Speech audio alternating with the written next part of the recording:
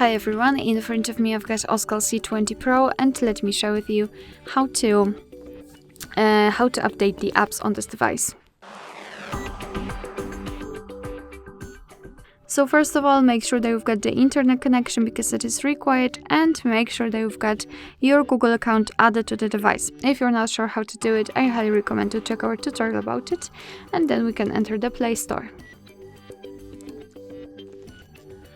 Okay, now we have to tap on the circle in the right upper corner, which is your account. Then manage apps and device. Tap on manage. Tap on updates available. And as you can see, in my case, I've got 22 updates available.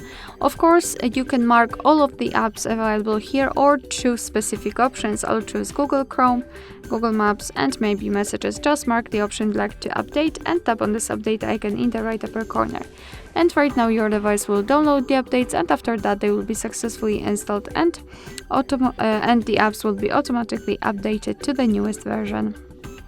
Alright, so that will be all. Thank you so much for watching. I hope that this video was helpful, and if it was, please hit the subscribe button and leave the thumbs up.